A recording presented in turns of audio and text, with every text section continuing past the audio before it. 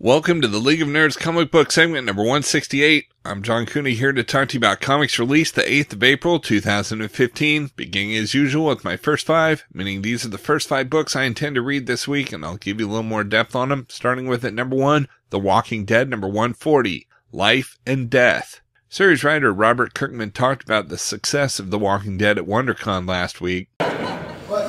I think that Walking Dead is a very good example of what's possible in Image. I think the thing to always keep in mind about The Walking Dead is, there's nothing special about it. I'm no genius. I think anybody that's doing a book at Image could, eventually enjoy the same level of success that The Walking Dead enjoys. So, I think it's whatever. At number 2, we've got Saga number 27, Poor Marco. Series writer Brian K. Vaughan discussed parental symbolism in Saga. Quote, I recognize a lot of people that read the book don't have children. Saga artist Fiona Staples is happily childless. I think through working with Fiona, it is a book about creation and just how hard creation is, whether it's making a baby or a song or a new comic book. When I started to pitch Saga after I'd been away from comics for a little bit, everyone was like, this is not the right time for an original non-superhero book. The market just isn't ready for it. And similarly, I had friends when I was having kids who were like, why would you bring kids into this world? It's a terrible time. I realize the world isn't always rooting for you to make new things. It's hard. That's the metaphor for Saga. Close quote. At number 3, we've got Convergence number 1 of 8. This is it. The entire DC universe from the dawn of time through the New 52 must fight to survive against a threat that bends the multiverse to its will. Your favorite characters from every era and every forgotten series are all here. But are you going to say hello again just to say goodbye forever? The stakes have never been higher as the heroes of Crisis, Zero Hour, Elseworlds, and more are brought together for Convergence. In the first issue of this weekly series, Brainiac has collected cities of doomed and forgotten worlds who must battle each other, and the losers will be destroyed. But why is he forcing this conflict? Join the refugees from Earth-2 as they unlock the truth behind this world that exists outside time and space and is very much alive. Is Brainiac really in control, or is this planet named Telos an unparalleled force of evil? This extra-sized issue is packed with twists and turns and appearances you never thought you'd see, including the heroes from the hit series Injustice. Series writer Jeff King shared insight about this issue, the series, and the event. And you'll see on the cover of Convergence number 1, 6 heroes from Earth-2. And those are the principal players who are going to come on stage after the Zero issue sets it. How long has this been in the works for you? I started working on this project last July to give you some sense of the scope. But even before I arrived, the 40 two-shot monthly books were already in work. Outlines have been written because what they were doing was pulling together literally 75 years of history. That process had begun, I think, 5 years before.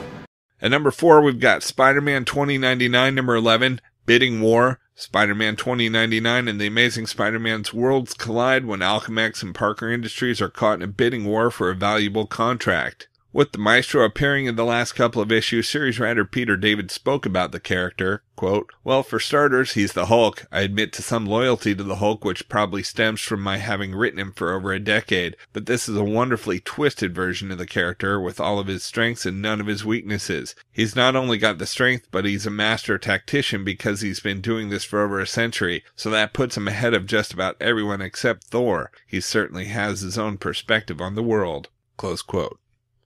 At number 5, we've got Miles Morales Ultimate Spider-Man number 12, The Epic Conclusion. Is this the end? With the series ending as we head into Secret Wars, series writer Brian Michael Bendis explained Miles' role. Quote, people think I went up to Jonathan Hickman and told him to use Miles in Secret Wars, but I came to the big retreat and found out how big a part Miles has and was immensely flattered because I'm over the moon about the reaction to the character. The reaction to Miles is unique and profound. It happens almost daily when someone reaches out to us online with massive cosplay representation or how much the character means to them personally. Close quote. Rounding out the top 10 at number 6, we've got Darth Vader number 4, Revenge of the Battle Droids. Vader returns to Geonosis to build his army. The Dark Lord's ascension continues. At number 7, we've got all new Hawkeye number 2, Arrows over Bed-Stuy, Intrigue at the Circus. The past and present merge as Hawkeye's Barton and Bishop race against time to save a group of innocent kids with devastating powers. At number 8, we've got Convergence Batgirl number 1 of 2, starring heroes from the pre-Flashpoint DCU. After a year living under the confinement of the Dome,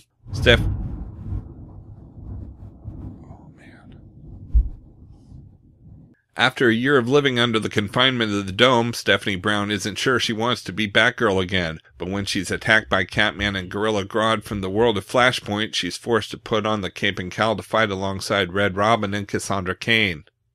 At number 9, we've got Convergence Nightwing and Oracle number 1 of 2, starring heroes from the pre-Flashpoint DCU. Okay, they're going to say that every time. Anyway, just as they've finally been reunited, the romance between Dick Grayson and Barbara Gordon is sentenced to execution by Flashpoint Hawkman and Hawkwoman.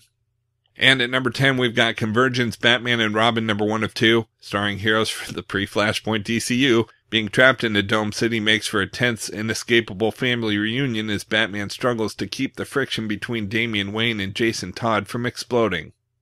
For the best of the rest from DC Comics, we've got Astro City number 22. Starfighter has been enjoying a hero's reward for decades, but with dark forces stirring in the cosmos, will he be called back to action, or are there other paths? A look into the past, present, and future of Astro City's Cosmic Guardian with guest artist Jesus Marino. Next we have Convergence Harley Quinn number 1 of 2. You get it, starring heroes from the pre-Flashpoint DCU. Life for Harley Quinn has become downright normal over the last year. Will she be ready to go nuts when Catwoman and Poison Ivy draft her to fight Captain Carrot? We've also got Convergence Justice League number 1 of 2. The Justice League story you never expected to see begins when Supergirl, Zatanna, Vixen, and Jade attend Jesse Quick's baby shower, which quickly turns into a life and death struggle with Flashpoint Aquaman. Next we have Convergence Speed Force number 1 of 2. The fastest family alive loses its powers as Wally West and his kids face an uncertain future while trapped away from home. Will they be able to outrun the chaos that follows the arrival of Flashpoint Wonder Woman? Plus, don't miss the most unexpected Zoo Crew character of all. We've also got Convergence Superman number 1 of 2. A powerless Superman is called upon to protect Gotham City and his pregnant wife Lois Lane. Next we have Convergence The Atom number 1 of 2. There's a mysterious voice in Ray Palmer's head. Does that mean the Atom is going mad? To find out what's really going on, he'll have to go down a road that will pit him against the ever-deadly Deathstroke. We've also got Convergence The Question number 1 of 2. Two-Face is fighting another world's Harvey Dent, and it's up to Renee Montoya as the Question to help him beat the odds. And we have Convergence Titans number 1 of 2. Starfire and Donna Troy track down Arsenal, who had retreated after the loss of his arm and the death of his daughter, but what they find is more terrifying than they ever could have expected. From Marvel Comics, we've got Angela Asgard's Assassin number 5. Superheroic to-do lists are quite the thing. Today, Angela's read, invade my homeland whilst pursued by Asgardians, carrying a demonic child with only my sarcastic space friends for company. What will Star-Lord do when he discovers that Belinda Carlisle had totally lied to him because heaven is a place full of angels out to kill him? Angela makes a difficult decision, also some easier ones, primarily involving stabbing. Next we have Ant-Man number 4. Ant-Man has to pull off an impossible break-in, but he can't do it alone, which means he's gonna need a new gang, of criminals. New gang of criminals. Probably should mention that part. This is all because of that stupid mysterious bad guy we can't tell you about. Man, that is annoying. Out with it already, right? Comics. We've also got Avengers Millennium number 2 of 4.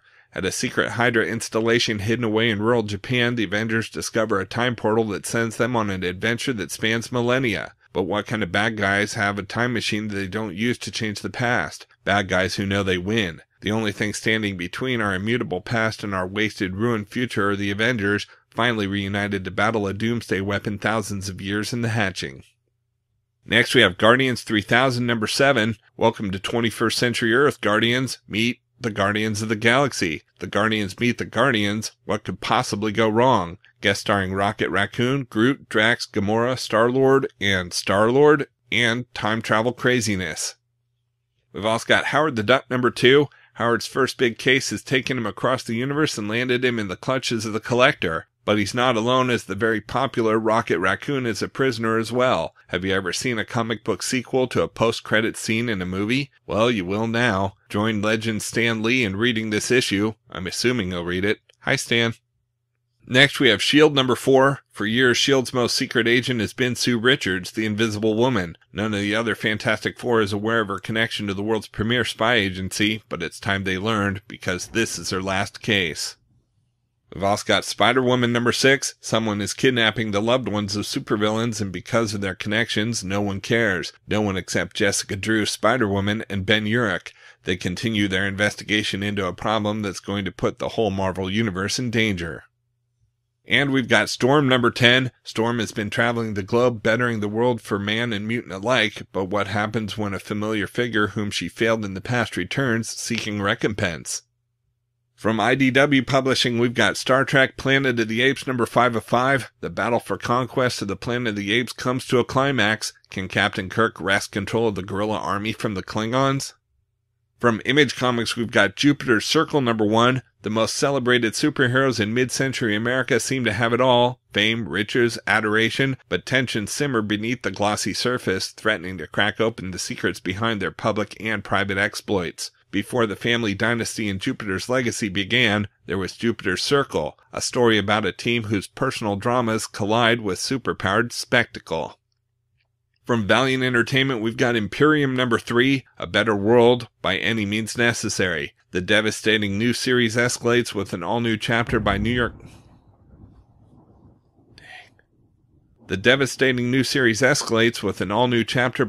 Times best-selling writer Joshua Dysart and superstar artist Doug Braithwaite. The world-changing event snowballs over the cliff as the world's most powerful man, billionaire, superhuman Toyo Harada saves the world at the tip of a sword. Harada is collecting monsters, starting with his pet instrument of death, Mech Major, an unstoppable robot engine of combat and warfare. But there's more to Mech Major than meets the eye.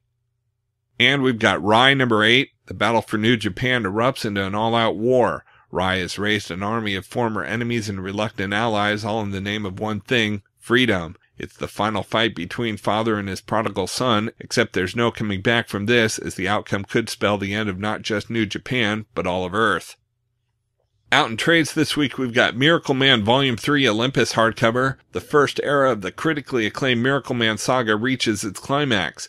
As the alien quests close in, a hidden survivor of Project Zarathustra is revealed. Mankind's fate hangs in the balance before the tribunal of the Warp Smiths, while Johnny Bates' torment sets the stage for the horrific return of Kid Miracle Man. Pushing the concept of the superhero to its logical conclusion, Olympus presents a vision of a utopia as shocking as it is compelling, and one of the most challenging works of superhero fiction, finally back in print after more than 20 years. Plus, in a pair of all-new tales, Joe Quesada illustrates Grant Morrison's Lost Miracle Man story, a disturbing confrontation prior to the Battle of London, and Peter Milligan and Mike Allred reunite for a new Miracle Man classic, collecting Miracle Man number 11 through 16 and all-new Miracle Man Annual number 1.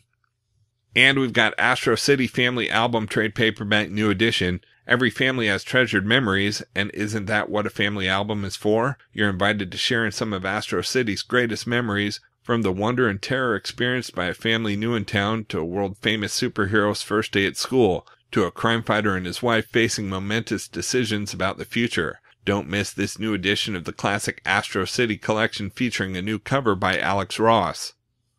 Okay, so that's just a few of my favorite books out this week. There's still plenty of others available, and I broke out all the Marvel titles this week in their own video, as well as a separate video for all of DC, and even a video with the top independent publishers, and you can find them all on my YouTube channel at he'sgotissues.com. And we'll also have links up on the leagueofnerds.com, our Facebook page, so be sure to like us there too. And of course, you can follow everything I'm reading on Facebook, Pinterest, Tumblr, Twitter, and Instagram. You can find links to everything in the About section at he'sgotissues.com. And a reminder that both He's Got Issues and the League of Nerds are proud members of the Comics Podcast Network. So until next week, I'm John Cooney, and I've got issues.